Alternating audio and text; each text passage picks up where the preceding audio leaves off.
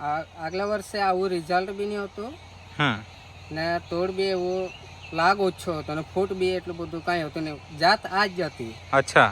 Result એવો આવ્યો કે રોજે રોજ તોડવું પડતું છે. ઓહો, ગયા વર્ષે આ જ બિયારણ રોપેલું. આજ કેટલી તોડ થશે એવું લાગે? હજુ તો મારે આખું ચોમાસું નીકળી જશે. આ ચોમાસું આખું નીકળી જશે. હા. નમસ્કાર ખેડૂત મિત્રો, આજે આપણે એવા એક ખેડૂત મિત્રને મળવા માટે આવ્યા છે કે જેમના ખેતરમાં ભીંડાની ખેતી કરી છે. અત્યારે મહિનો ચાલે છે મે મહિનો અને આજે તારીખ છે 25, એટલે કે મે મહિનાના આખરી દિવસ છે, છેલ્લા દિવસો ચાલી રહ્યા છે. તમે ખેતર જોઈ શકો છો, એકદમ લીલુંછમ. તો આજે ખેડૂત મિત્ર આપણી સાથે અહીંયા ઊભા છે. એમના પરિચય સાથે આપણે જાણીએ કે આ કઈ જાત બનાવી છે અને એમાં ટ્રીટમેન્ટ શું કરી છે. તો સૌપ્રથમ તમારો પરિચય આપજો. શું નામ છે તમારું? મારું નામ કમલેશભાઈ કલણભાઈ ગામિત, દાદરિયા. ઓકે, એટલે તાલુકો કયો? વાલોડ. હા, અને જિલ્લો? તાપી. તાપી. મને જણાવો કે આ ભીંડાની ખેતી તમે કેટલા વર્ષોથી કરો છો? ભીંડાની ખેતી તો 3-4 વર્ષ જેવા થયા. 4 વર્ષથી કરો છો, બરાબર. હવે અત્યારે આ વર્ષે કઈ જાત બનાવી આ ખેતરમાં? રૂકમણી. રૂકમણી, બરાબર. તો ખેડૂત મિત્રો, આ રૂકમણી જાત છે. કેટલા મહિના થયા આ રોઈપાને? મહિનો ઉપર થઈ ગયા. મહિનો ઉપર થઈ ગયા. એટલે મતલબ ચાલુ થયા તે કે પછી? ચાલુ કેટલા દિવસ હમણાં? 20 તોડ તો તોડી લીધા. 20 તોડ તોડી લીધી? હા. અચ્છા, એટલે લગભગ 2 મહિના જેવા થયા હશે 2 મહિના રોપેલા ને? હા, 2 મહિના આસપાસ ખરા, બરાબર. તો આજે વર્ષોથી તમે મતલબ 4 વર્ષથી તમે ખેતી કરો છો ભીંડાની, અને આ વર્ષે તમે ભીંડાની ખેતી કરી છે. આ બેમાં તમને તફાવત શું લાગે? શું ફેરફાર લાગે? તફાવતમાં આ વર્ષે મેં દવા વાપરી. કઈ દવા? આજે અહીંયા નીચે આપણે અહીં રાખી છે. હા, સ્ટીમરીચ છે, શેત છે, રેપઅપ છે, બાયો 99 છે, એનપીકે છે અને ઝિંક. હા, આ વસ્તુ તમે વાપરી. કેટલા દિવસે છંટકાવ કર્યો અને જમીનમાં કેટલી વખત આપ્યું? જમીનમાં મેં 2 વખત વાપરી ને છંટકાવ 3-4 વાર જેવી લાગી, 4 વાર લાગી. અચ્છા, તો એનાથી તમને શું ફાયદો દેખાય? આગલા વર્ષોમાં કરતાં અત્યારે શું ફાયદો વધારે દેખાય એ થોડીક વાત કરો. આગલા વર્ષે આવું રિઝલ્ટ બી નહીં હતું ને તોડ બી એવો લાગ ઓછો હતો અને ફૂટ બી એટલું બધું કાંઈ હતું ને જાત આ જ હતી. અચ્છા. જે આ રૂકમણી છે એ જ આગલા વર્ષે રોપેલી હતી, તો રિઝલ્ટ એટલું નહીં હતું. તો છતાં આ વખતે આ વાપરી તો રિઝલ્ટ એવો આવ્યો કે રોજે રોજ તોડવું પડતું છે. ઓહો, ગયા વર્ષે આ જ બિયારણ રોપેલું? આ જ. કેટલા કિલો રોપેલું ગયા વર્ષે? એ 500 ગ્રામ. 500 ગ્રામ. આ વર્ષે એટલું જ છે, 500 ગ્રામ જ છે. હા, બિયારણ તેનું તે જ રૂકમણી જ, બરાબર. તો ગયા વર્ષે આ 500 ગ્રામમાંથી કેટલું ઉત્પાદન આવતું? એમાંથી 30 કિલો એટલું નીકળતું હતું. અને વચ્ચે એક દિવસ છોડીને તોડતા કે દરરોજ? એક દિવસ છોડીને 30 કિલોના આસપાસ નીકળતું 500 ગ્રામમાંથી. ગયા વર્ષની વાત છે. વધારેમાં વધારે કેટલું નીકળેલું? વધારેમાં વધારે ગયા વર્ષે નીકળતું 50 સુધી જેવું ગયું. 50 કિલો સુધી ગયું વધારેમાં વધારે, બરાબર ને? પણ એવરેજ પકડીએ તો 30-35 ની એટલું જ થતું, બરાબર ને? હવે આ વર્ષે એ જ બિયારણ છે, બરાબર. તમે આ જે નેટસફ કંપનીની જે પ્રોડક્ટ છે એમાં તમે 4 વખત છંટકાવ કર્યો અને જમીનમાં કેટલી વખત આપ્યું? 2 વખત. હવે આ જ્યારે કર્યું તો તમને તમારા ખેતરમાં, આ જે ભીંડાનું ખેતર છે એમાં તમને શું ફાયદો દેખાય છે? ફાયદામાં ઉત્પાદન વધારે મળ્યું. ગયા વર્ષે 500 ગ્રામમાંથી 30-35 એવરેજ થતું, તો આ વર્ષે કેટલું થયું? આ વર્ષે 70 કિલો ને 70 એવરેજ 100 સુધી ગયું, હજુ ચાલુ છે. હા, આજે 20 તોડ આપણી થઈ ગઈ. એમાં વધારેમાં વધારે તોડ કેટલાની થઈ? વધારેમાં વધારે 90-95 જેવું કિલો નીકળ્યા. 95 કિલો સુધી ગયું એક દિવસ જો સોયડું તો. કેવું એક દિવસ છોડીને તોડે તો 95 સુધી ગયું. 95 સુધી ગયું. પણ હવે તમે દરરોજ ના તોડો છો? અત્યારે દરરોજ ના તોડવું પડે. તો દરરોજ ના તોડો તો કેટલું ઉત્પાદન આવે? એ 50 કિલો દરરોજ. એટલે આમ જોવા જાય તો એક દિવસ વચ્ચે છોડીને જો તોડીએ તો 100 કિલો થાય જ, બરાબર ને? એનો મતલબ એવો થયો કે ગયા વર્ષે આપણે વધારેમાં વધારે જે ઉત્પાદન આવેલું એટલું તો અત્યારે રોજ ના આવે છે, રોજના જ આવે. એટલે ઉત્પાદન ડબલ થઈ ગયું એમ કહેવાય ને. હા, ડબલ. બરાબર ને. ડબલ. તો શું તમે આ જ્યારે દવા વાપરવાની ચાલુ કરેલી નેટસફ કંપનીની ત્યારે તમને એવો વિશ્વાસ હતો ખરો કે ઉત્પાદન ડબલ આવશે એમ? એવું તો હવે રિઝલ્ટ હવે આવે કે નહીં આવે એવું પહેલા લાગતું હતું. હા. પણ જ્યારે વાપર્યું છે, હિંમત કરી કે ચાલ જે થાય તે બહુ બહારની દવા બહુ વાપરી, તેવું રિઝલ્ટ નહીં મળ્યું ને ખર્ચો વધારે થતા હતા. બરાબર. આનો ખર્ચો કેટલો કર્યો?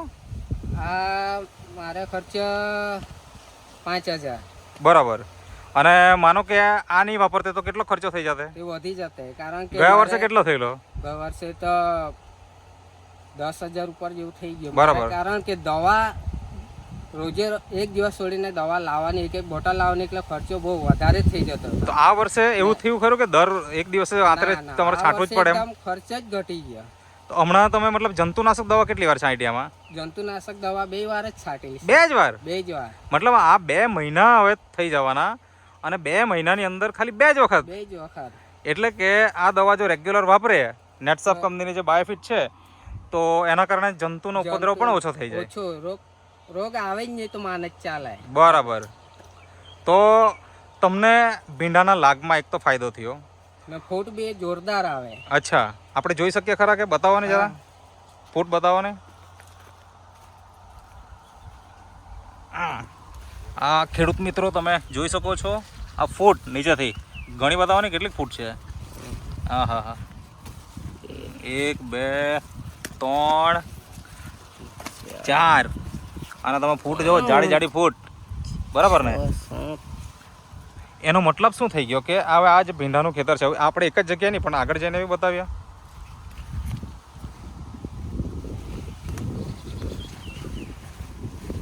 અહીંયા આપણે જોઈએ, જોઈ શકો છો આ ફૂટ નીચેથી ફૂટ ચાલુ થઈ ગઈ, નીચેથી એકદમ જબરજસ્ત. બરાબર ને. છોડ એકદમ મજબૂત બને. છોડ મજબૂત. અને ખેતર આમ જોવા જઈએ તો એકદમ લીલુંછમ. મે મહિનો, ભરપૂર ગરમી અને તેવા વાતાવરણમાં પણ તમે જોઈ શકો છો કે ખેતર એકદમ લીલુંછમ છે. તો બીજા ખેડૂતોને તમારે શું કહેવું છે? આ વાપરવું જોઈએ કે નહીં? આ જ દવા વાપરવી જોઈએ. બરાબર છે. અત્યારે 20 તોડ થઈ ગઈ, હજી કેટલી તોડ થાય? દવા ભૂલી જ જવા જોઈએ.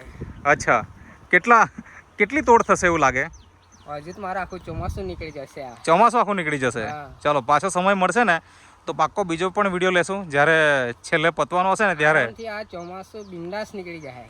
હવે મને એક વસ્તુ જણાવો, ખેડૂતો દરેક આજે ખેતી, હા, એક વસ્તુ છે કે આ મે મહિનામાં ભીંડા આવા થાય નહીં ને કોઈ રોપે બી નહીં. બરાબર. રોપે તે એપ્રિલમાં રોપે. હા હા હા. મેં તો 1 મહિનો પહેલા જેવું આમ તેમ હશે. બરાબર છે. કહેવાનો મતલબ એવો છે કે જો દવાનો ઉપયોગ જો પ્રોપર કરો તો ઉત્પાદન પણ સારું મળે, ફૂટ પણ સારી મળે અને એના કારણે આપણને બીજું બજારમાં ભાવમાં કેવું છે? બજારમાં ભાવ સારું મળે, ક્વોલિટી સારી આવે. ક્વોલિટી સારી. અચ્છા, આજે તોડી નાખ્યા ભીંડા? આજે તોડી લાવી. બરાબર. ઓકે, તો હવે કોઈ ખેડૂત મિત્ર તમારો કોન્ટેક્ટ કરવા માંગતો હોય તો કરી શકે, એના માટે તમારો કોન્ટેક્ટ નંબર આપો.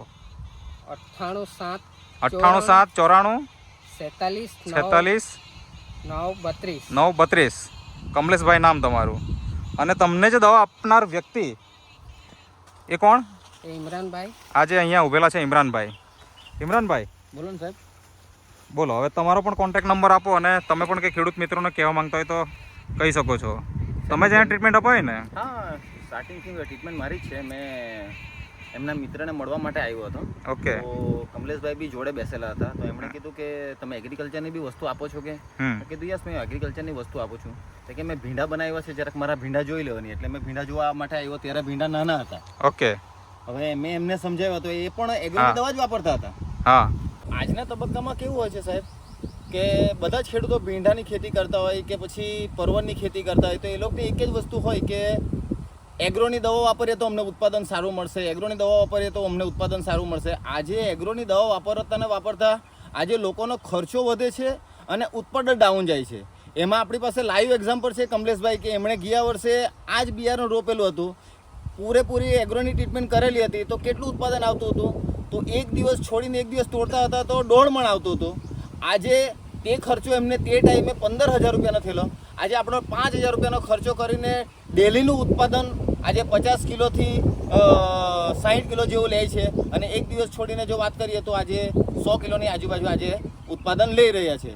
તો મારો કહેવાનો તાત્પર્ય એ છે કે બાયોફિટ રેન્જની પ્રોડક્ટ વાપરવાથી ખર્ચો ડાઉન થાય છે અને ઉત્પાદન સારામાં સારું મળે છે. બહારની દવાઓ, બહારના ફર્ટિલાઇઝરની અંદર આટલી ફૂટ નથી આવતી, આપણા આ ખાતરની અંદર આટલી બધી ફૂટ આવે છે. તો મારો તો ખેડૂતોને એક જ વસ્તુ કહેવું છે કે તમે બાયોફિટ રેન્જની પ્રોડક્ટ વાપરો અને સારામાં સારું ઉત્પાદન લેવો અને પોતાનો ખર્ચાને ઓછો કરો. ઓકે, તો કોઈ ખેડૂત મિત્ર તમારો સીધો સંપર્ક કરવા માંગતો હોય તો કરી શકે, એના માટે તમારો કોન્ટેક્ટ નંબર આપો. મારો મોબાઈલ નંબર છે 81 60 88 51 02 અને મારો બીજો મોબાઈલ નંબર છે 97 27 55 84 70. ઓકે, તો તમે જે ઇન્ટરવ્યૂ આપ્યો તે બદલ તમારો ખૂબ ખૂબ આભાર.